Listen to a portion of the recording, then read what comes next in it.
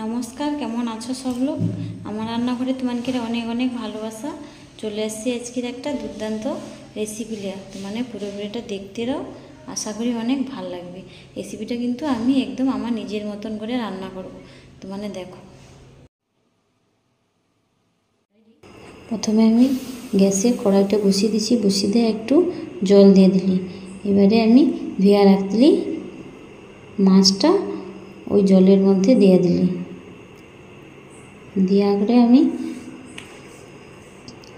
জলে দিয়ে দেবো লবণ, হলুদ আর পাতিলেবু, আর দিয়ে দেবো একটু সরষের তেল, দিয়ে একটু ঢাকনা মারিয়ে দেবো।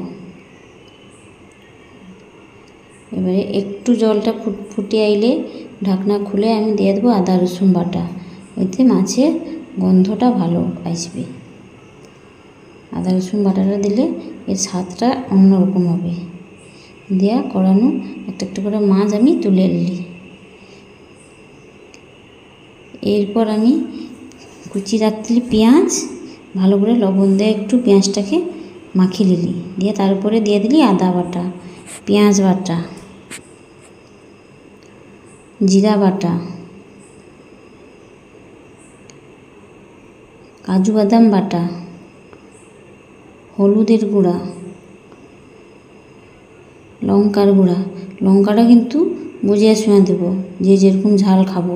পরে কিন্তু আমাকে কইতে পারবো নি যে দিদিভাই ঝালটা বেশি হয়েছে। এবারে আমি দিয়ে দিলি ধনিয়া পাতা কুচি। এবারে একটু সরষের তেল দিয়ে ভালো করে এটাকে মাখিয়ে নেব। এবারে আমি কুমড়া পাতাগুলো পরিষ্কার করে ধুয়া বেলায় জাগ দিলি। এবারে আমি একটা পাতা তুলে ওর মধ্যে সেই মাখা মশলাটা একটু দিয়ে দিলি। দিয়ে ওর উপরে এক পিস মাছ দিয়ে দিলি। দিয়ে মাছের উপরে আবার একটু মশলা দিয়ে প্লাস্টার করে দিলি। দিয়া এক পিস কাঁচা লঙ্কা দিয়ে দিলি। দিয়া অল্প করে একটু সরষের তেল দিয়ে দিলি। দিয়া একে ভালো করে প্যাকিং করে নেব। প্যাকিংটা কিন্তু ভালো করে করতে হবে, যাতে বাড়ি যেন নাই পাই যায়। আমি এমনি পাতাটা মুড়িয়ে করে প্যাকিংটা করি নি, মানে কিন্তু একে সুতা দিয়ে বাঁধিয়েও প্যাকিং করতে পারো। সবগুলো ভালো করে প্যাকিং করে এবারে আমি গ্যাসের কড়াই সরষের তেল দিয়া লো আঁচ দিয়া আস্তে আস্তে করে একে লাল লাল করে ভালো করে ভাজতে হবে। ভাজিয়ে নিলে ভালো করে লাল লাল করে ভাজিয়ে নিলে রেডি হয়ে গেল কাতলা মাছের কুমড়া পাতায় পাতুড়ি।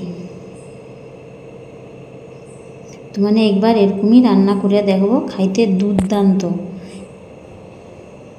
আঙুল চাটিয়ে কুটিয়ে খাবো।